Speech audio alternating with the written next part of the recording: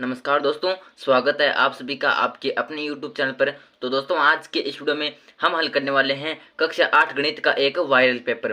तो दोस्तों आज के इस वीडियो में हम आरबीएससी कक्षा 8 का के गणित का पेपर हल करने वाले हैं। और दोस्तों आपका जो पेपर होगा, जो परसों आपका पेपर होना है कक्षा 8 गणित का, वो पेपर दोस्तों इसी पैटर्न पर आपको देखने को मिलेगा।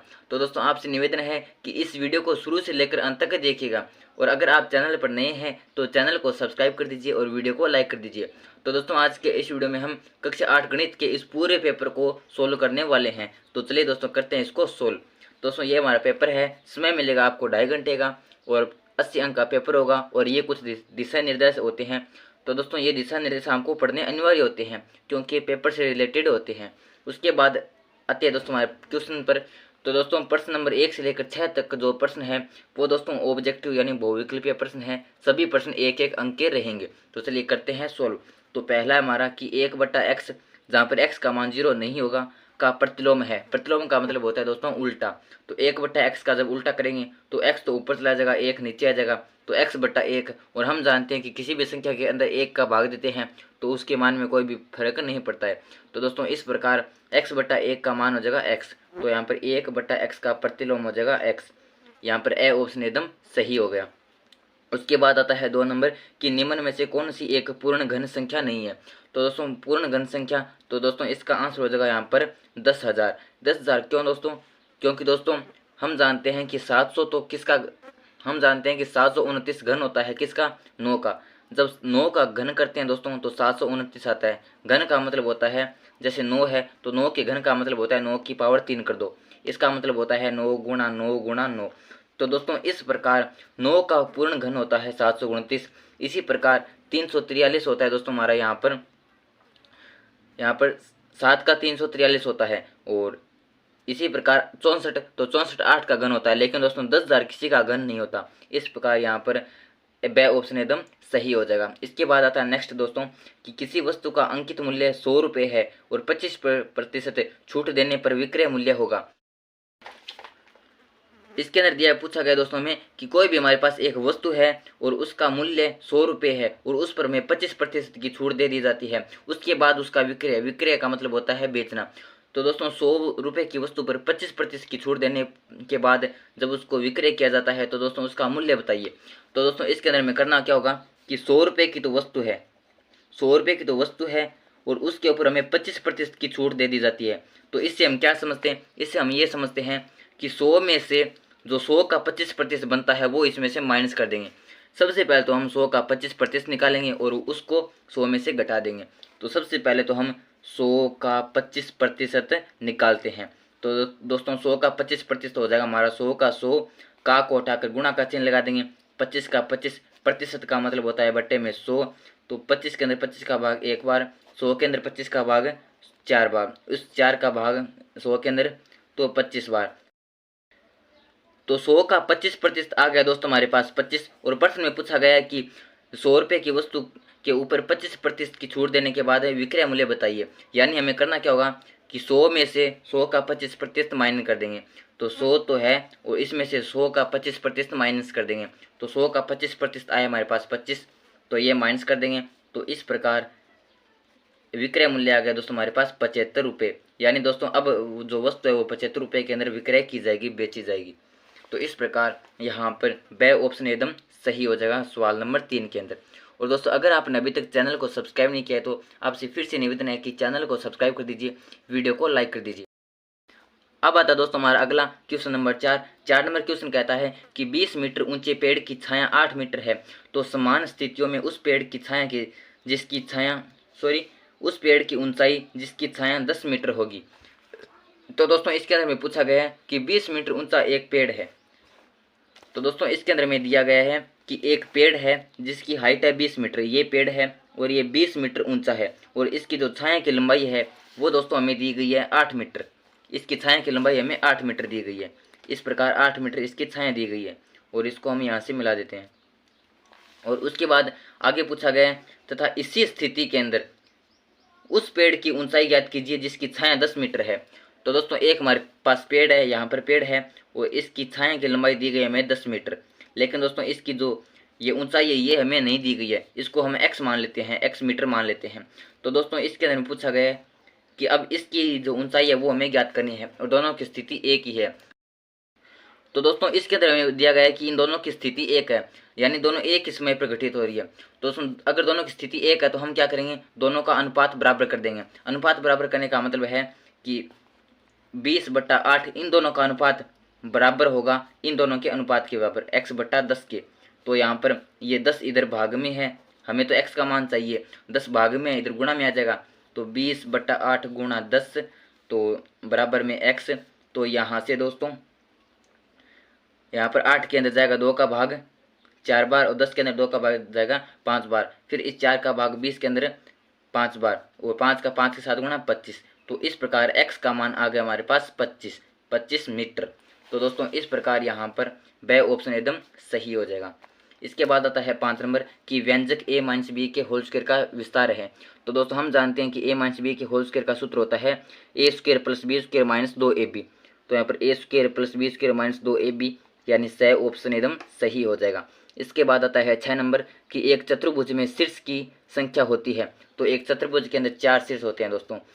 और दोस्तों अगर आपने अभी तक चैनल को सब्सक्राइब नहीं किया तो आपसे फिर से निवेदन है कि चैनल को जरूर से सब्सक्राइब कर दीजिए, वीडियो को लाइक जरूर कर दीजिए। तो दोस्तों अब आता है हमारा 7 नंबर कि 8000 का घनमूल अभाज्य गुणनखंड विधि से ज्ञात कीजिए। तो दोस्तों हमें 8000 का घनमूल ज्ञात करना है। अब दोस्तों सबसे पहले तो हमें 8000 का अभाज्य गुणनखंड करना होगा। तो यहाँ पर करते हैं 8 का अभाज्य गुणनखंड। तो दोस्तों हम करते हैं 8000 का अभाज्य गुणनखंड।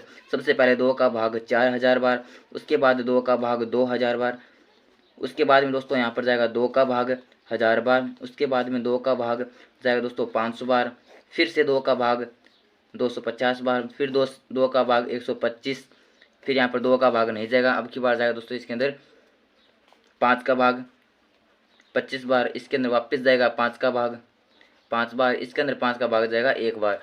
तो दोस्तों इस प्रकार 8000 को हम लिख सकते हैं। अब दोस्तों हमें करना क्या है, हमें इसके अंदर पूछा गया है 8000 का घनमूल ज्ञात कीजिए। और दोस्तों हम जानते हैं कि अगर वर्गमूल ज्ञात करना होता है तो दो अंकों के जोड़े में से एक अंक बाहर लिया जाता है, और अगर घनमूल ज्ञात करना होता है तो 3 अंकों के जोड़े में से एक अंक बाहर लिया जाता है। तो दोस्तों हम 8000 को लिख सकते हैं 2 × 2 × 2 × 2 × 2 1 2 3 4 5 6 1 2 3 4 5 6।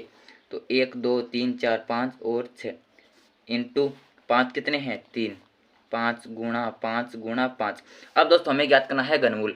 तो हम जानते हैं कि घनमूल के अंदर 3 अंकों के जोड़े में से एक अंक बाहर लिया जाता है और वर्गमूल के अंदर 2 अंकों के जोड़े में से एक अंक बाहर लिया जाता है।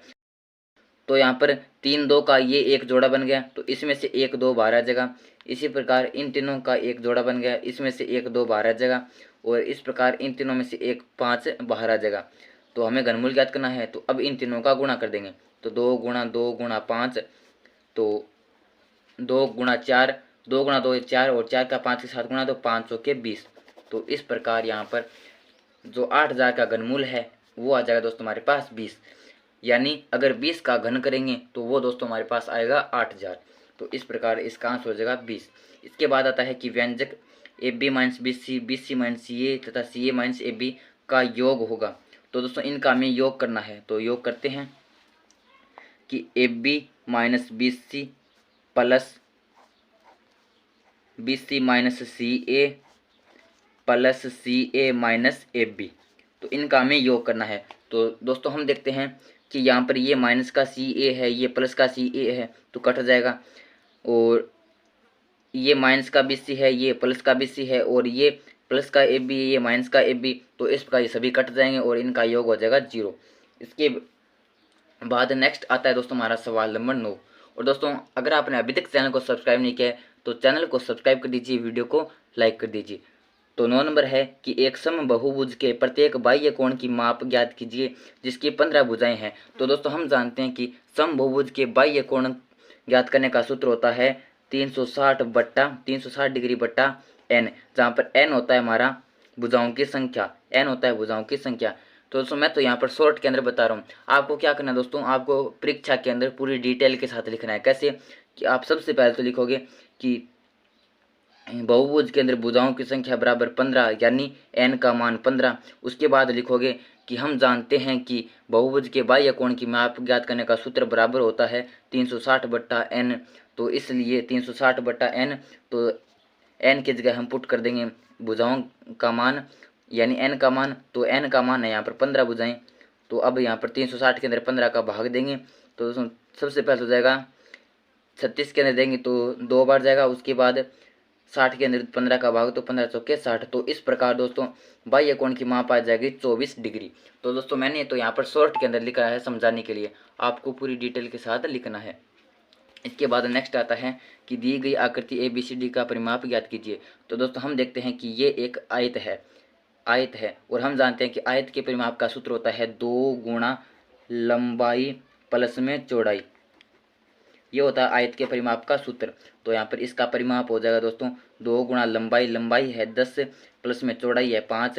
तो 10 5 15, 15 का 2 के साथ गुणा 30। तो इसका परिमाप हो गया 30 सेमी। आप इसे हिंदी में भी लिख सकते हैं 30 सेमी। अब आता है दोस्तों इस वीडियो का लास्ट सवाल, और जो बाकी के 2 सवाल है दोस्तों वो मैं अगले वीडियो के अंदर करवाऊंगा। तो दोस्तों इस वीडियो का लास्ट सवाल है हमारा 11 नंबर सवाल। ये है कि मान लीजिए कि आप पहिए को घुमाते हैं। तो दोस्तों ये हमारे पास एक पहिया है। आर का मतलब होता है रेड यानी लाल, जे का मतलब होता है ग्रीन यानी हरा, जे का मतलब हरा, आर का मतलब लाल। अब इसके अंदर पूछा गया दोस्तों कि एक हरा त्रिज्याखंड प्राप्त न होने की प्रायिकता ज्ञात कीजिए।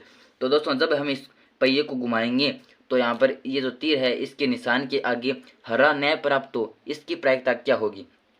तो दोस्तों अगर हरा प्राप्त नहीं होगा तो कौन सा प्राप्त होगा, लाल प्राप्त होगा। यानी दोस्तों हरा न प्राप्त होने की प्रायिकता का मतलब हो गया लाल प्राप्त होने की प्रायिकता। तो दोस्तों लाल अंक कितने हैं, तो लाल है 1 2 और 3। तो लाल प्राप्त करने की प्रायिकता ज्ञात करेंगे। तो यहाँ पर हम लिखेंगे कि हरा त्रिज्याखंड प्राप्त न होने की प्रायिकता बराबर लाल त्रिज्याखंड प्राप्त होने की प्रायिकता बराबर में लाल प्राप्त होने की प्रायिकता कितनी है 3, और बट्टे में कुल परिणाम कितने हैं 1 2 3 4 5 6 7 8। तो इस प्रकार इसका आंसर हो जाएगा दोस्तों हमारे पास 3/8। तो दोस्तों अगर वीडियो पसंद आए तो वीडियो को लाइक कर दीजिए, चैनल को सब्सक्राइब कर दीजिए और इस वीडियो को अपने दोस्तों के साथ शेयर कर दीजिए। धन्यवाद।